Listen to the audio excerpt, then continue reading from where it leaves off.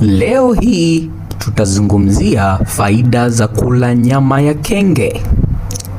Nyama ya kenge ni chanzo kikubwa sana cha protini, lakini nyama ya kenge huongeza nguvu ya mwili.